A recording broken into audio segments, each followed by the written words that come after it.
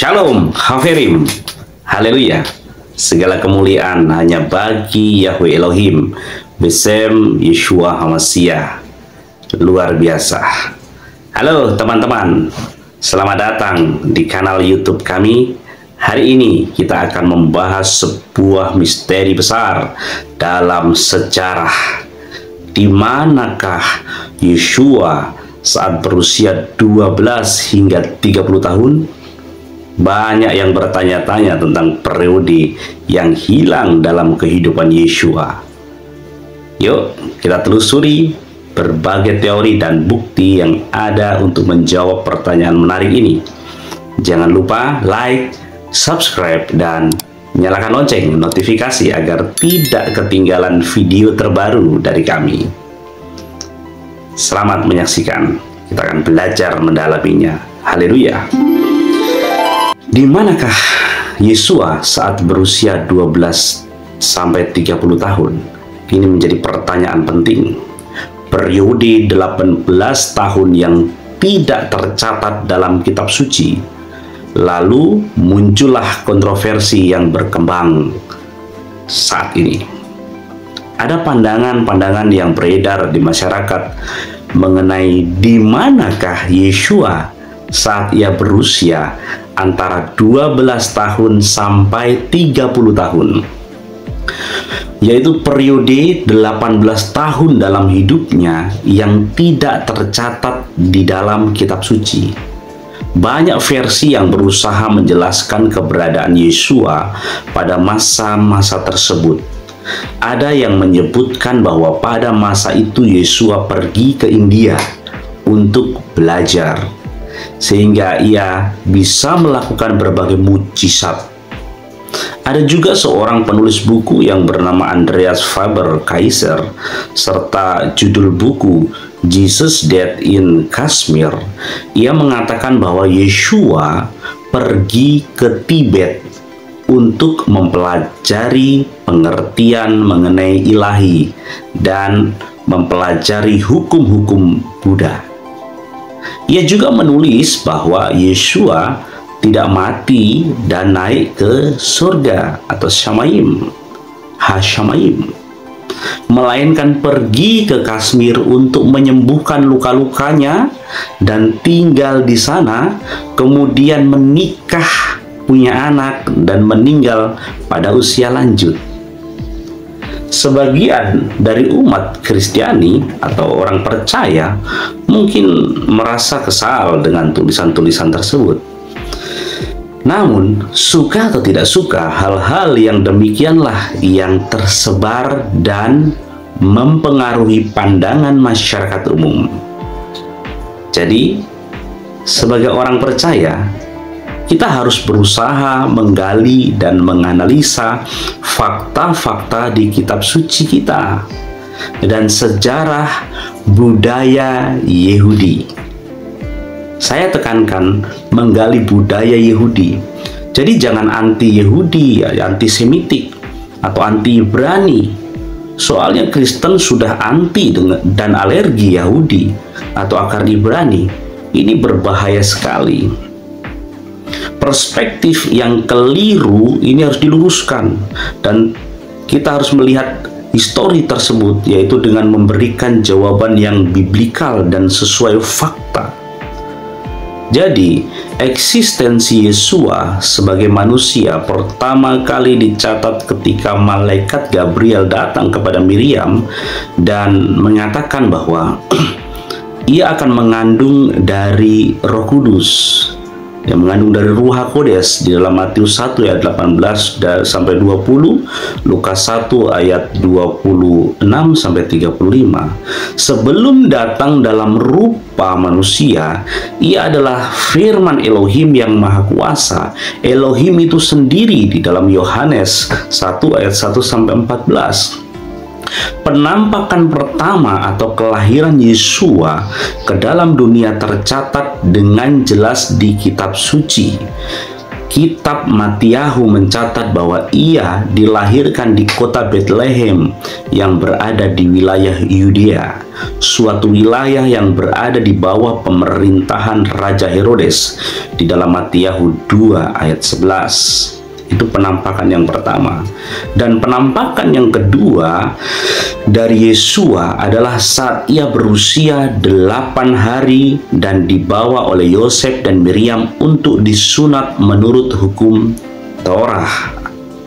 Dan ketika genap 8 hari dan ia harus disunatkan, ia diberi nama Yeshua, yaitu nama yang disebut oleh malaikat sebelum ia dikandung ibunya di dalam Lukas 2 ayat 21. Dasar dari pelaksanaan sunat itu sendiri berasal dari perintah Yahweh Elohim kepada Abraham bahwa anak yang berumur 8 hari haruslah disunat, yakni setiap laki-laki di antara kamu turun-temurun, baik yang lahir di rumahmu maupun yang dibeli dengan uang dari salah seorang asing, tetapi tidak termasuk keturunanmu.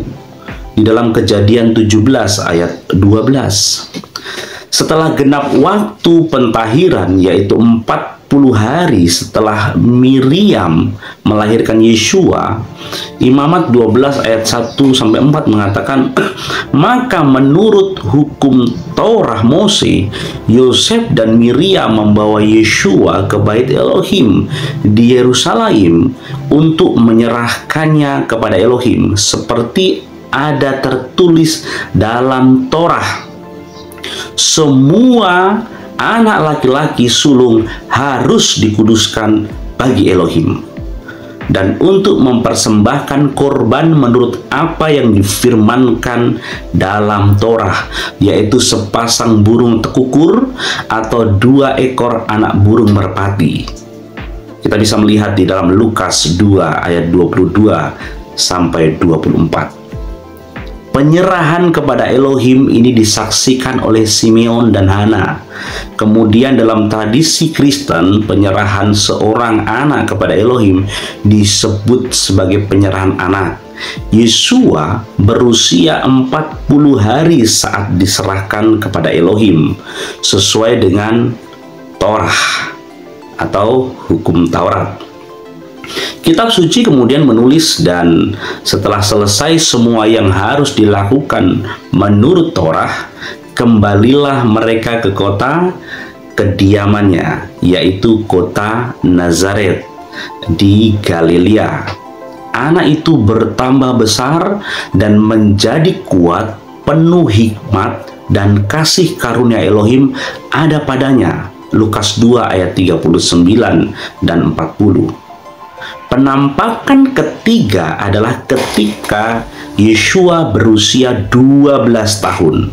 Di dalam Injil Lukas 2 ayat 42 menulis, ketika Yeshua telah berumur 12 tahun, pergilah mereka ke Yerusalem seperti yang lazim pada hari raya itu.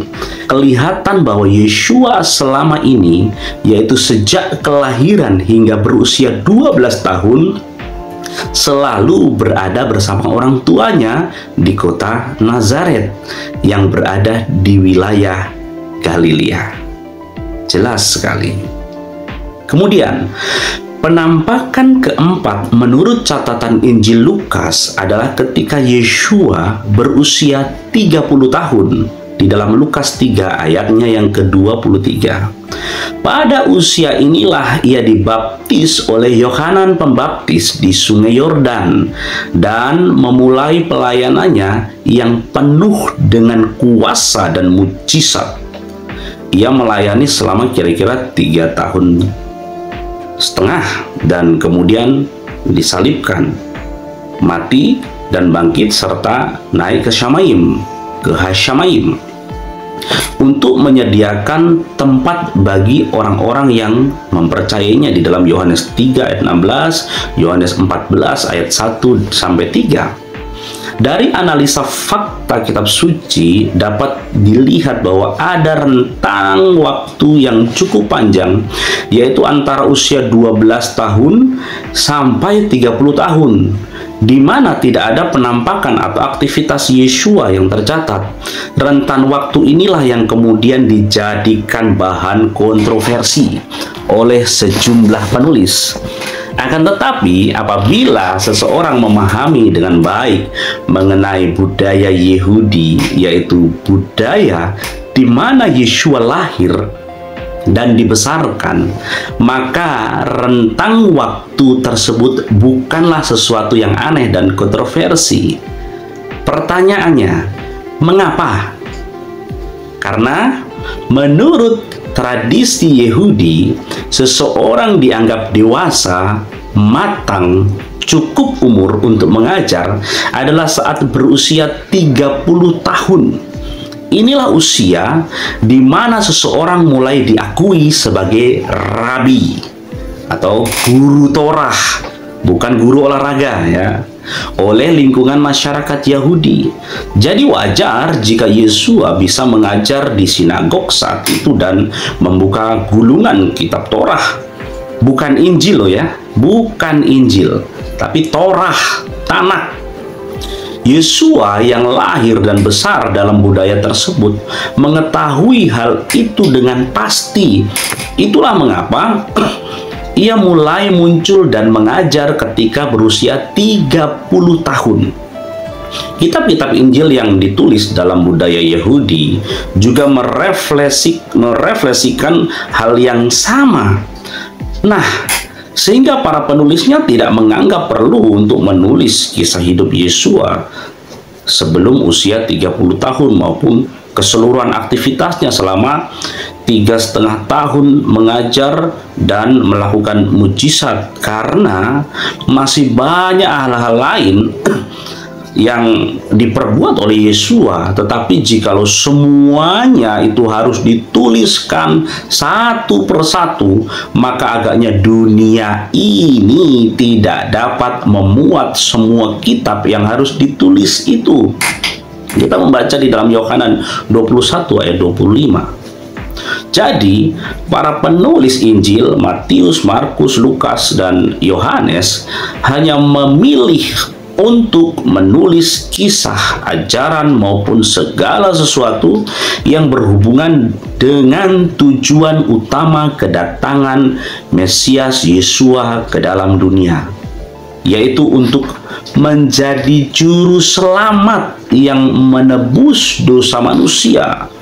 Bahwa Yeshua HaMashiach adalah Mesias yang dijanjikan Elohim, Putra Elohim, Raja yang kekal, penasehat ajaib, dan hanya dalam namanya saja ada keselamatan atas semua manusia. Di dalam Kisah Rasul 4 ayat 12, nama yang penuh kuasa. Berkaitan dengan alasan kemunculannya pada usia 30 tahun telah terjawab. Nah, sekarang pertanyaannya, di manakah Yeshua sesudah berusia 12 tahun? Menurut hukum Yahudi, usia seorang anak digolongkan dalam 8 tahapan, yaitu tahap pertama adalah Yeled, usia bayi. Kedua, Yonek, usia menyusu. Ketiga, Olel, lebih tua lagi dari menyusu. Keempat, Gemul, usia disapih. Kelima, Tap, usia mulai berjalan. Keenam, Ulem, anak-anak. Ketujuh, Naar, mulai tumbuh remaja. Dan kedelapan, Bahar, usia remaja.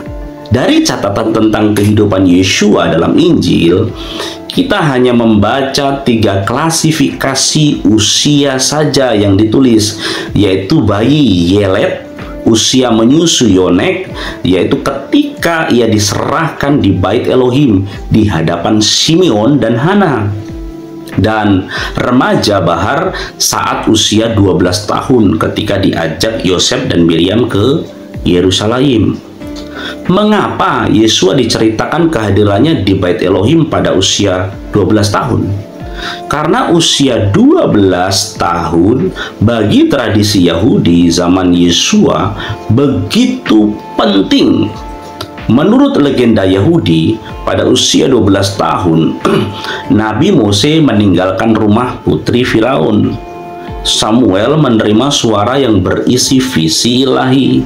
Salomo mulai menerima hikmat Elohim dan Raja Yosia menerima visi reformasi agung di Yerusalem. Pada usia 12 tahun, seorang anak laki-laki Yahudi harus melakukan upacara yang disebut bar mitzvah. Sekali lagi, bar mitzvah. Sementara bagi anak perempuan upacaranya disebut bat mitzvah. Upacara ini secara literal menunjukkan bahwa seorang anak remaja mulai bertanggung jawab secara penuh atas segala perbuatannya di hadapan Elohim. Dalam rangkaian ritual Yahudi itu, Yesua harus melakukan aliyah naik dan bemah menghadap mimbar untuk menerima hukum Torah. Upacara ini dilakukan pada hari Sabat, karena itu disebut juga Tepilim Sabat. Sejak abad pertengahan, usia bar mitzvah dilakukan pada usia 13 tahun menurut literatur Yahudi abad pertengahan, Sheper Gilgumlim. Semua anak Yahudi sejak usia 12 tahun mulai menerima ruah, yaitu roh hikmat, dan pada usia 20 tahun ditambahkan baginya nishamah, reasonable soul, jiwa akali. Jadi mulai usia 20 tahun, seseorang harus memasuki sekolah khusus Yahudi, yaitu Bet Midrash. Sedangkan tahapan-tahapan pendidikan Yahudi yaitu seperti Mikra, yaitu membaca Torah mulai usia 5 tahun, membaca Misnah mulai usia 10 tahun, mempelajari Talmud pada usia 13 tahun. Zaman Yesua 12 tahun, dan kita melihat studi Midrash tafsir ayat-ayat kitab suci pada usia 20 tahun, dan sejak usia 30 tahun baru boleh mengajar di depan muka umum dan halayak ramai. Bagaimana dengan Yesua? Sebagai seorang anak, ia menempuh semua proses pendidikan Yahudi tersebut karena orang tuanya taat Torah. Ia menempuh pendidikan seperti halnya anak-anak Yahudi lainnya. Di luar waktu sekolah, ia membantu orang tuanya untuk membuat perkakas dari kayu. Kitab suci mencatat setibanya di tempat asalnya, Yesua mengajar orang-orang di situ di rumah ibadat mereka. Maka takjublah mereka dan berkata, dari mana diperolehnya hikmat itu dan kuasa untuk mengadakan mujizat-mujizat itu? Bukankah ia ini anak tukang kayu? Bukankah ibunya bernama Miriam dan saudara-saudaranya Yakobus, Yusuf, Simon, dan Yudas? Di dalam Matius 13 ayat 54 dan 55. Apabila kitab suci juga mengisahkan bahwa tampaknya Yosef meninggal lebih dahulu daripada Miriam, maka sesuai dengan tradisi Yahudi, sebagai anak sulung secara sosial ekonomi, Yesua harus menjadi tulang punggung kehidupan keluarga untuk membantu ibunya, Miriam. Hari-hari kehidupannya diisi dengan studi dan membantu ekonomi keluarganya. Jadi, kesimpulannya bahwa dari tahapan-tahapan pendidikan Yahudi pada zaman Yesua, latar belakang agama, budaya, dan sosial ekonomi, jelas bahwa kontroversi cerita-cerita mengenai 18 tahun kehidupan Yesua yang tidak tercatat sama sekali tidak mempunyai landasan yang kuat secara historis. analisa yang sudah dipaparkan tadi, kita melihat selama 18 tahun tersebut, atau saat berusia antara 12 tahun hingga 30 tahun, Yeshua tinggal bersama keluarganya di Nazaret. Pendidikan seperti layaknya anak-anak Yahudi lainnya ditempuh, dan juga membantu orang tuanya sebagai tukang kayu. Yeshua kerjakan itu. Mengapa kisah kehidupannya baru dicatat mendetail setelah usia 30 tahun? Karena dalam tradisi Israel atau Yahudi, pada usia inilah seseorang dianggap matang untuk mengajar dan berkhotbah. Dan pada usia inilah tujuan utama kedatangan Yeshua ke dalam dunia menjadi kelihatan nyata melalui pengajaran dan mujizat yang dia lakukan, yaitu untuk menyampaikan kabar baik kepada orang-orang miskin, memberitakan pembebasan kepada orang-orang tawanan, dan penglihatan bagi orang-orang buta, untuk membebaskan orang-orang yang tertindas, untuk memberitakan tahun rahmat Yahweh Elohim telah datang, dan menggenapinya dengan kematiannya di kayu salib yang menebus dosa dunia. Lukas 4 ayat 18 sampai 19, Yohanes 3 ayat 16, Yohanes 14 ayat 16. Anda bisa membacanya di sana. Dengan demikian, spekulasi mengenai keberadaan Yeshua di Tibet, India, baik untuk belajar Buddha, yoga, dan lain sebagainya adalah cerita fiktif semata yang tidak dapat dibuktikan secara historis. Untuk memantapkan pemaparan saya ini, saya ajak untuk lanjut dengan pengajaran berikut ini. Bapak Yahweh memberkati. Haleluya. Sahabat Shalom, pada pagi ini saya akan menyampaikan satu materi yang saya beri tema The Lost Year of Yeshua, atau tahun-tahun Yeshua yang hilang. Ketika kita melihat tentang Yeshua, maka dia muncul pertama kali yaitu saat dia dilahirkan. Itu tertulis di dalam kitab Matius 1 ayat yang ke-18 sampai 25. Kemudian muncul lagi ketika dia disunat pada hari yang ke-8 dan diserahkan di Bait Elohim. Ada di Lukas 2 ayat 21 sampai 40. Saya tidak akan bacakan karena mengingat waktu, saudara-saudara. Kemudian kemunculan yang ketiga, yaitu saat Yeshua berumur 12 tahun di Bait Suci, yaitu di Lukas 2 ayat 41 sampai 52.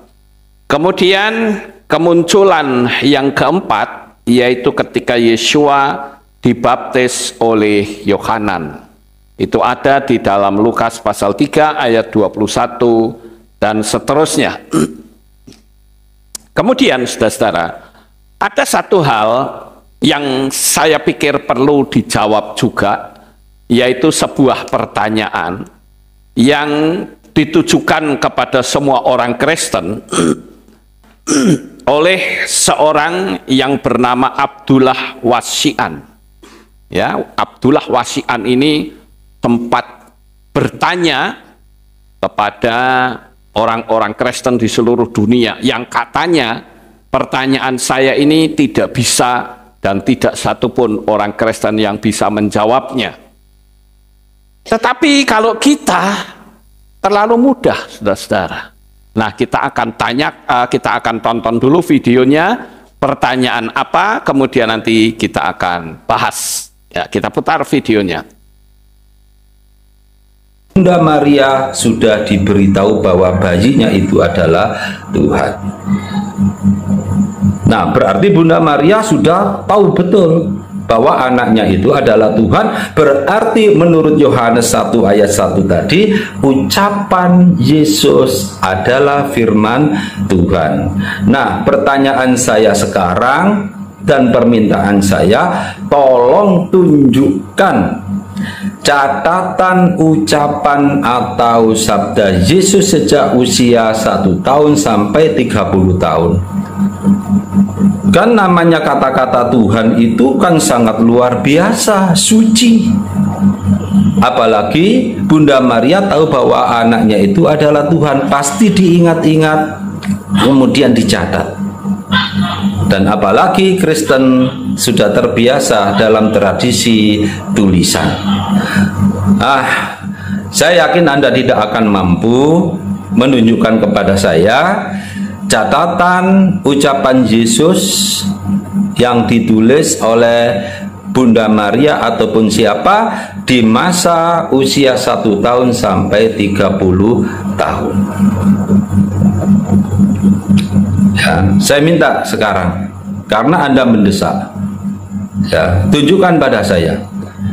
Kalau Anda bisa menunjukkan, kan katanya Yesus itu firman, Yesus itu adalah Tuhan, berarti sejak kecil Yesus, ucapan Yesus itu adalah firman Tuhan. Sekarang tunjukkan mana?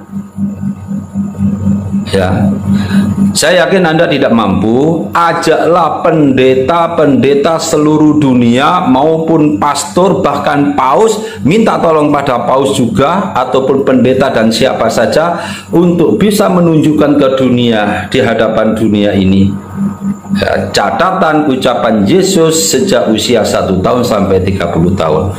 Kan katanya firman telah menjadi manusia. Nah, berarti saat kelahiran Yesus di dunia ini, ya, ucapan-ucapannya adalah firman Tuhan. Lah, firman Tuhan kok nggak dicatat? Nah, kalau Anda tidak bisa menunjukkan, pendeta-pendeta seluruh dunia tidak bisa menunjukkan, bahkan paus-paus pun tidak bisa menunjukkan, maka ingatlah bahwa ayat-ayat Yohanes yang mengatakan bahwa firman adalah Tuhan dan firman telah menjadi manusia adalah bohong.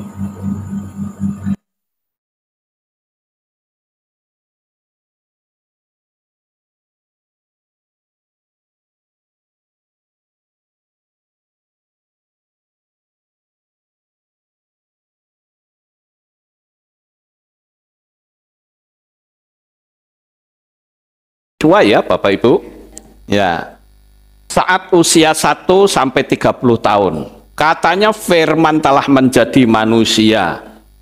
Lah, katanya firman kok tidak dicatat? Saya kadang berpikir, saudara-saudara, ini orang ini sebetulnya tanya atau mau bikin orang bingung. Dan sebetulnya jawabannya itu sangat mudah. Nggak usah tanya paus, nggak usah tanya hiu, nggak usah tanya ikan cakalang, nggak perlu, saudara. Lawang kita saja bisa jawab kok, gampang kok, saudara. Ya, nah, kita akan jawab yang pertama, yaitu jawaban kenapa kok ucapan Yeshua ini seolah-olah tidak ada. Yeshua mulai dicatat setiap ucapannya itu di usia 30 tahun.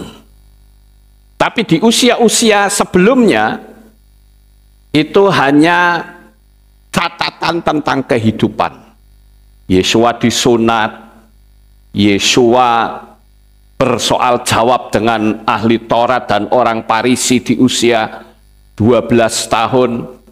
Sebetulnya jawabannya gampang kalau dia mau membaca di dalam kitab Yohanan pasal 21 ayat 25, itu jawabannya. Saya bacakan. Dan juga masih ada banyak hal lain, apa saja yang telah Yeshua lakukan. yang seandainya hal itu dituliskan satu persatu, aku memperkirakannya bahwa dunia ini tidak dapat menampung kitab-kitab yang telah dituliskan itu. Amin. Artinya apa, saudara? Baru kehidupan Yesua saja, itu kalau dicatat, itu sangat banyak kitabnya, saudara. Apalagi perkataannya. Sampai di sini paham ya, Bapak Ibu? Nah, ada hal lain yang juga perlu saudara ketahui, yaitu dengan munculnya Injil-Injil palsu. Injil palsu tentu saja mirip ya 11-12. Tetapi kalau kita mau meneliti akan ketahuan kepalsuannya. Nah, di sini ada munculnya Injil palsu seperti the Arabic Gospel of the Infancy of the Savior yang ditulis pada abad ke-7. Itu yang di sebelah kiri berwarna coklat. Kemudian, saudara, kalau kita perhatikan apa sih sebetulnya isi dari Injil ini? Isinya adalah Yesua bicara dalam buayan atau gendongan ibunya, Maryam, saat dia masih bayi. Ditulis dalam Injil Al-Tufuliyah atau Arabic Gospel of Infancy atau Injil anak-anak Yesua. Jadi ini ceritanya Injil yang ditulis pada abad ke-7. Nah, ini tidak pernah ada di dalam kitab Matius, Markus, Lukas, dan Yohanan. Tidak ada. Itu sebabnya kenapa di akhir zaman ini mulai bermunculan ajaran-ajaran yang tidak tertulis, saudara. Makanya saya katakan, kita hidup di dunia ini mengikut suatu kepercayaan, itu sebetulnya kita itu mau ngikutin apa yang tertulis atau hukum yang ada atau yang tidak tertulis. Nah, ini sebabnya saya katakan, kita harus menolak apapun yang tidak tertulis. Amin. Tapi sekarang ini banyak sekali orang-orang yang muncul. Apakah itu pengagung Bapak Yahweh? Apakah itu orang dari luar? Pokoknya berusaha dengan berbagai macam cara supaya orang mempercayai apapun yang tidak tertulis. Dan saya katakan ini sangat berbahaya di hadapan Tuhan. Karena apa? Karena ini menyangkut keselamatan. Sampai di sini paham Bapak Ibu? Ya, jadi kita mesti berhati-hati.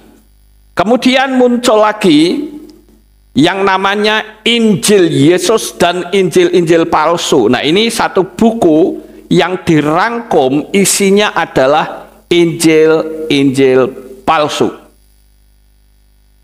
Kalau kita tidak belajar, kita bisa dipelesetkan. Oh iya ya, benar juga ya, namanya 11-12. Tipis sekali, saudara. Maka kenapa saya katakan, ayo kita belajar firman sesuai dengan apa yang ada di jalur firman itu sendiri. Jangan pernah menyimpang sedikit pun.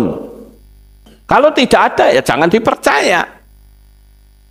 Kemudian muncul lagi Injil Barnabas.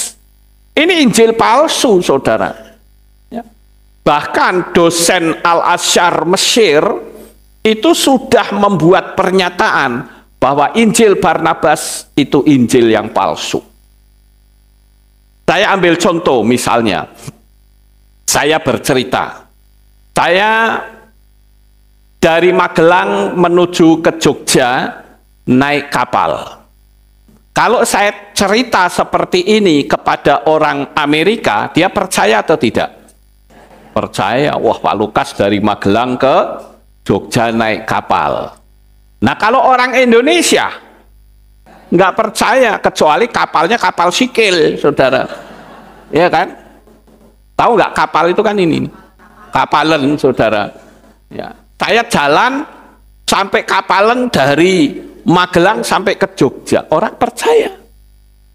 Sekalipun saudara orang Indonesia, karena memang tidak ada laut antara Magelang dengan Jogja. Lah ini Injil Barnabas itu isinya seperti itu, saudara. Kalau kita tidak paham, kita bisa dipelesetkan. Tentang Injil Barnabas ini sudah ada materi saya. Tinggal saudara ketik saja Lukas Sutrisno, kemudian belakangnya Injil Barnabas, mesti ketemu, saudara. Ya. Jadi saya katakan Injil ini adalah suatu kepalsuan atau kebohongan yang digembar-gemborkan agar orang tidak mempercayai firman Tuhan atau mengubah, mengurangi atau mengganti. Ini bahaya, saudara. Kemudian muncul lagi Injil yang lain, muncul lagi Injil yang lain, yaitu the Gospel of Pseudo Matthew. Kalau saudara lihat di situ, pengarangnya siapa? Ayo, ini pengarangnya siapa nih? The Arabic Gospel of the Infancy of the Savior, ini pengarangnya siapa? Tidak dikenal, saudara. Tidak dikenal. Ya. Kemudian ini juga tidak dikenal. Jadi saya katakan kita mesti berhati-hati. Nah, Injil palsu Matius, jadi Injil Matius kan ada, saudara. Tetapi ada juga Injil Matius yang lain. Makanya ada kalimat Yesua yang mengatakan kita harus berhati-hati, nanti ada Yesua yang lain, saudara. Nah, Pseudo Gospel of Matthew itu ditulis pada abad ke-5 Masehi. Injil ini juga sudah tersebar di tanah Arab sebelum Islam lahir. Sekali lagi, sebelum Islam lahir. Nah, di dalam Injil Gospel of Pseudo Matthew ini atau Injil Matius palsu ini ada sebuah cerita. Ketika Yesua masih kecil, ya, dia memerintahkan pohon kurma untuk membungkuk dan mengeluarkan buah dan air segar dari bawah pohonnya. Wah, ini orang kelihatannya bisa kagum, ya. Padahal kalau kita tahu di dalam Injil yang sebenarnya, kapankah Yesua membuat mujizat yang pertama kali?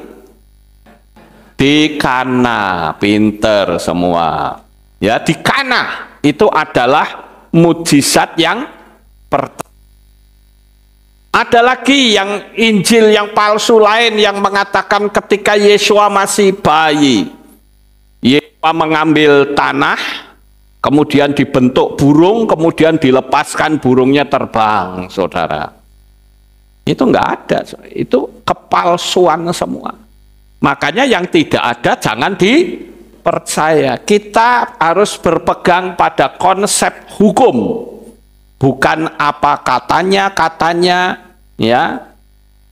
Apakah yang ngomong itu orang pinter, orang bertitel, jangan percaya.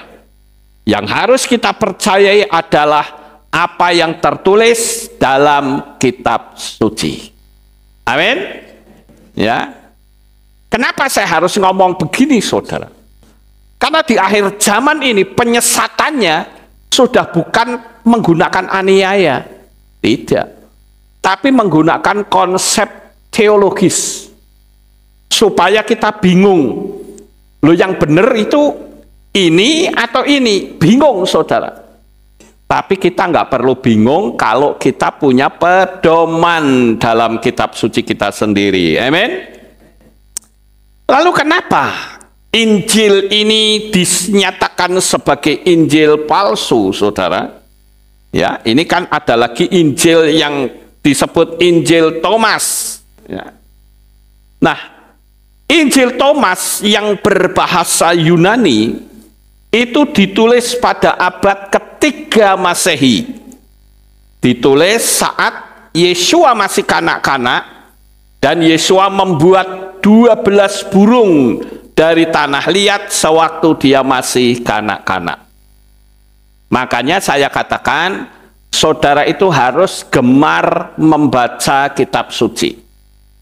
Sehingga ketika saudara mendapatkan pengajaran baru yang tidak ada dalam kitab suci kita, maka saudara langsung mengatakan, tolak, aku tidak percaya. Sampai di sini paham ya Bapak Ibu? Lalu kenapa Injil Thomas ini yang berbahasa Yunani itu dianggap sebagai palsu? Karena Injil ini ditulis pada abad ketiga, jauh setelah para rasul itu mati. Jadi tidak mungkin orang yang sudah meninggal kok bangkit lagi dan menulis. Nah, itu jelas tidak masuk akal, Bapak Ibu. Kemudian, saya tidak tahu apakah saudara juga pernah mendengar sebuah kisah bahwa Yesua pernah belajar ke Tibet. Pernah dengar? Ya, minimal sekarang ya. Tapi kalau saudara mau lihat di luar sana, ya, itu dikatakan, kalau di sini nyebutnya Jesus in India, Tibet and Persia. Jadi bahkan itu BBC, ya, dokumen BBC itu klaim Jesus was a Buddhist monk named Isa who spent 16 plus years in India and Tibet. Jadi berita dari BBC dokumen itu mengklaim bahwa Yesua itu adalah seorang lama, Buddhis lama, ya, yang bernama Isa, yang menghabiskan waktu 16 tahun lebih di India dan di Tibet. Lah, ayo bagaimana saudara? Bahkan Yesua dikatakan itu ada data-datanya bahwa dia pernah pergi ke Tibet, saudara. Nah, saya akan ceritakan nanti, saya perlu kasih tahu kenapa Yesua kok muncul di usia 30 tahun. Di manakah saat Yesua kecil itu? Betulkah dia pergi ke Tibet? Nah, ini. Mungkin kalau saudara berkata betul atau tidak? Tidak. Ya, tapi kan dasarnya mana? Nggak ada, saudara. Maka perlu saya kasih pemahaman ini bahwa apa yang disampaikan, saudara harus bisa jeli. Saudara lihat yang di sebelah kiri, pertanyaan saya, betulkah orang Yahudi pakaiannya seperti itu? Dari posturnya saja kita sudah tahu, saudara. Saya pernah menyampaikan entah berapa tahun yang lalu, itu tentang Dewa Mitra. Saudara bisa ketik aja Lukas Sutrisno, kemudian belakangnya Dewa Mitra. Nanti saudara akan tahu di situ. Saya memberikan argumentasi terhadap apa yang disampaikan oleh, kalau nggak salah, Dr. Murdoch atau apa, lupa saya. Ya, karena sudah cukup lama, nanti saudara bisa lihat sendiri. Tentang kisah dari Dewa Mitra yang mirip dengan Yesua. Nah, Bapak Ibu yang terkasih, karena ada yang mengatakan kalau Yesua itu belajar sampai di Tibet. Nah, di situ diceritakan awalnya itu adalah seorang wartawan. Ini terjadi tahun 1887.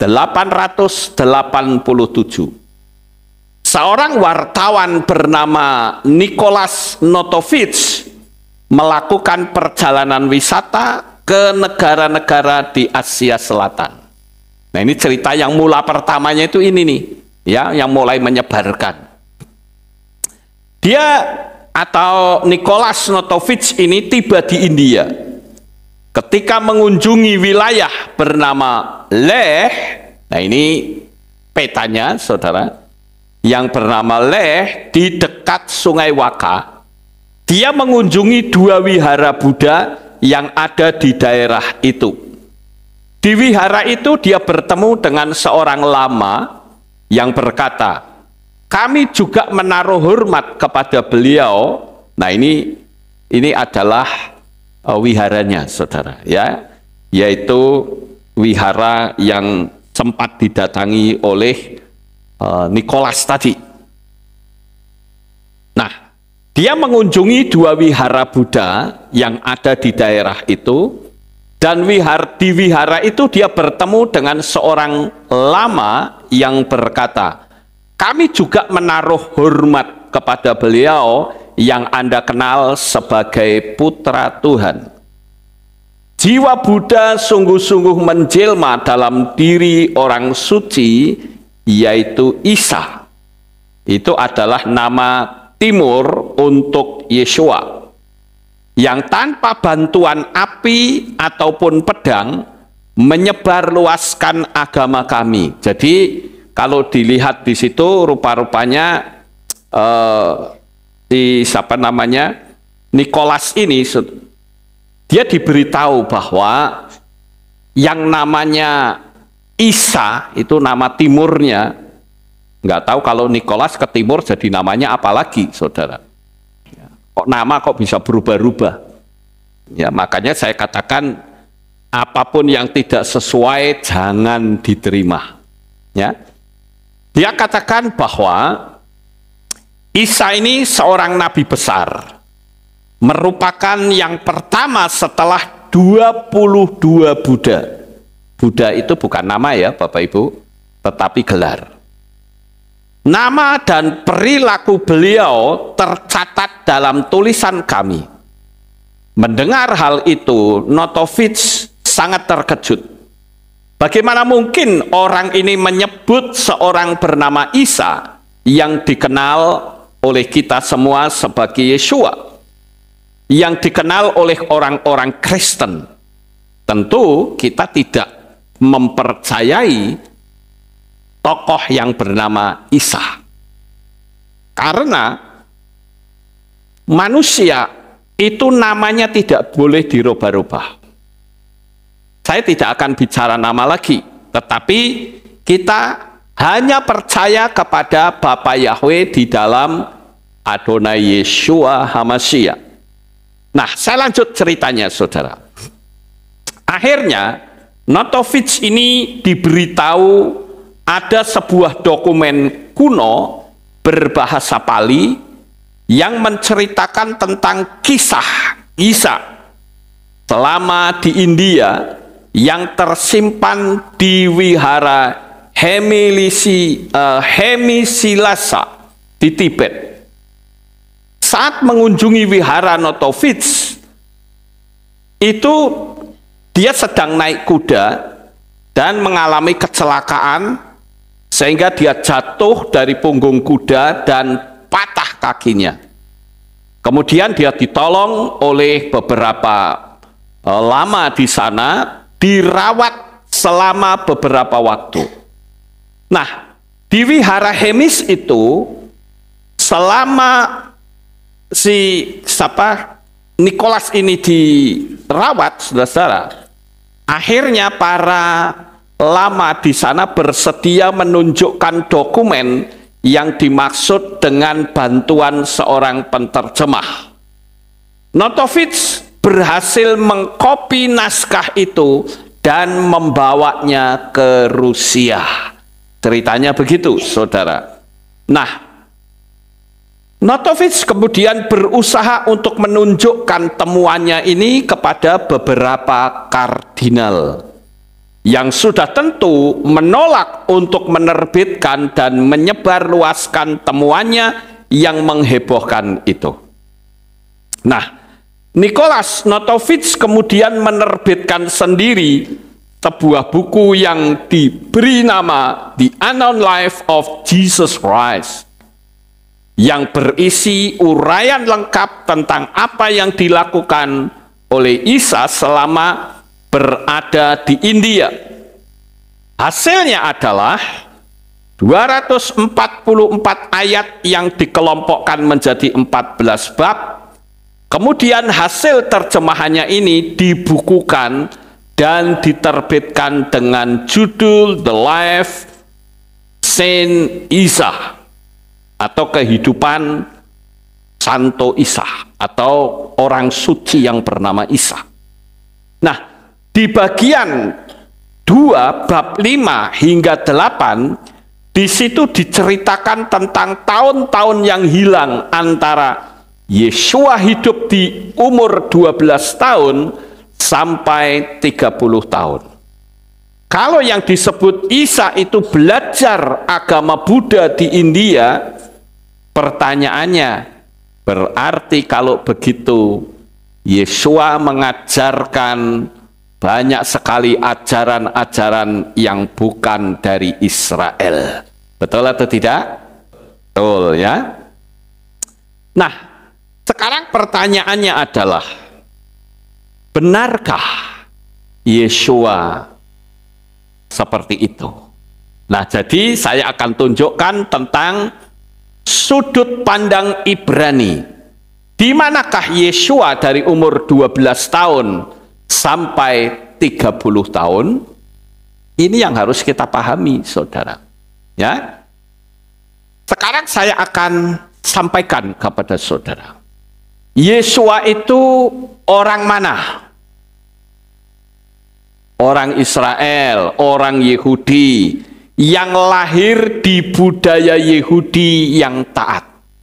Makanya saya katakan aneh sekali kalau Maryam dan Yusuf itu adalah orang Israel, orang Yahudi yang taat pada Torah, kok punya anak namanya nama Yunani, yang notabene-nya adalah seorang penjajah.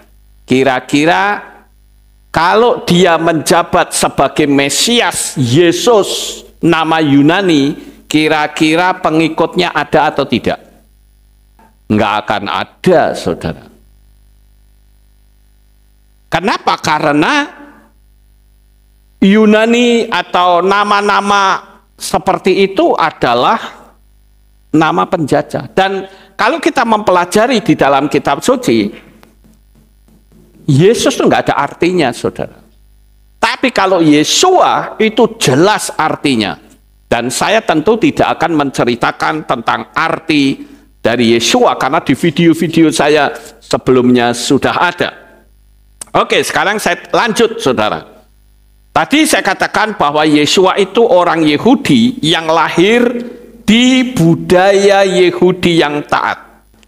Jadi dia harus mengikuti pendidikan pola Yahudi di sekolahan pesantren Yahudi yang orang suka menyebut dengan istilah yeshiva. Dia sekolah di pesantren, saudara. Ya, kalau di Indonesia nyebutnya pesantren, tapi kalau di sana ya nyebutnya yeshiva atau sekolah untuk orang yang akan jadi imam. Nah, di usia 10 tahun, Yesua belajar misnah, memulai membaca Torah, dan saat usia 12 tahun harus mengikuti yang namanya bar mitzvah, atau yang disebut dengan anak hukum. Itu sebutan pada umumnya. Itu sebabnya kenapa Yesua pada waktu itu ada di bait suci dan bersoal jawab. Saya menyebut dengan istilah berdiskusi dengan imam-imam dan ahli-ahli Torah. Imam-imam itu juga bingung, saudara. Ini anak masih kecil, kepandaiannya kok dahsyat banget. Sampai ahli Torah yang jenggotnya panjang-panjang itu kebingungan, saudara. Dan nyatanya apa yang ditanyakan, Yesua sanggup menjawabnya. Dan pada umur 13 tahun dia belajar Talmud. Jadi Yesua itu paham sekali akan apa itu Talmud. Tetapi apakah Yesua menggunakan Talmud sebagai dasar hukum kehidupan manusia ini? Ternyata tidak, saudara. Yesua menggunakan pola yaitu Torah sebagai acuannya. Dan di usia 20 tahun Yesua belajar Midras. Setelah itu masuk ke sekolah khusus imam selama 10 tahun. Bayangkan Yesua sebagai berperan sebagai manusia saja, bukan orang yang asal-asalan, tapi dia betul-betul paham, saudara. Jadi untuk menjadi imam saja Yesua harus sekolah selama 10 tahun, saudara. Jadi melalui jenjang pendidikan seperti inilah orang-orang Yahudi dan Farisi tidak bisa mengkritik Yesua dalam masalah akademis. Berbeda dengan kaum teolog yang ada di dunia ini. Titelnya saja panjang-panjang, tapi nama Yahweh Yesua ditolak. Aneh sekali, saudara. Kita harus belajar tentang konsep pola yang benar, ya. Dan di situ juga dia mengikuti jenjang sebagai imam pembantu, imam muda, dan imam besar atau Kohen Gadol, saudara. Ya. Nah, apakah Yesua mengikuti jenjang pendidikan seperti ini? Saya jawab iya. Itu sebabnya Yesua disebut sebagai Moreh. Makanya kalau saudara membaca di dalam Yohanan atau Yohanes 13 ayat 13 mengatakan, engkau menyebut aku guru dan Tuhan. Memang benar bahwa akulah dia. Itu masih rancu, saudara. Gurunya itu guru apa? Guru masak, guru karate, guru matematika, atau guru apa? Tapi kalau saudara baca di dalam teks berbahasa Ibrani tertulis kata Moreh. Moreh itu artinya guru Torah. Dan dia dipanggil sebagai rabi. Dan setelah usia 30 tahun, dia diizinkan untuk mengajar di muka umum sebagai seorang rabi, saudara. Orang Farisi dan ahli Taurat nggak ada yang berani mengkritik Yesua. Kamu sekolah di mana sih? Nggak sekolah saja. Nggak bisa seperti itu. Karena Yesua mengikuti jenjang pendidikan dari tingkat yang paling bawah hingga sampai ke tingkat yang paling tinggi. Dan hasilnya sangat luar biasa. Oleh karena itu, Bapak Ibu Saudaraku yang terkasih, kita harus memantapkan diri bahwa dengan munculnya banyak ajaran-ajaran palsu, kita harus tetap berpegang kepada pedoman kitab suci kita. Jikalau dia keluar dari jalur, kita tidak bisa terima. Amin. Ya, jadi pagi hari ini saya ajarkan kepada saudara untuk kita mantap berpegang teguh kepada firman Tuhan. Seperti yang tertulis dalam kitab suci kita. Khususnya adalah kita harus percaya yang namanya Torah itu menjadi pedoman hidup Yesua dan kita semua. Saya perlu kasih tahu ketika Yesua di dunia ini, dia tidak pernah, sekali lagi, tidak pernah mengajarkan, mari kita baca kitab Matius atau Matius, Markus, Lukas, dan Yohanan. Enggak. Kala Yesua ada di dunia ini, kitab-kitab itu belum muncul. Enggak ada kitab perjanjian baru, itu enggak ada, saudara. Yang ada adalah Torah. Makanya Yesua disebut sebagai guru Torah. Makanya ajaran-ajaran dari luar yang mengatakan Torah tidak berlaku, Torah dibatalkan, Torah sudah hilang. Waduh, ini melanggar kebenaran firman. Ya, jadi ini yang saya bisa sampaikan kepada Bapak Ibu Saudara sekalian. Kita tetap mantap, kita mengikuti garis jalur hukum firman Tuhan. Sukses besar untuk saudara. Bapak Yahweh memberkati. Haleluya.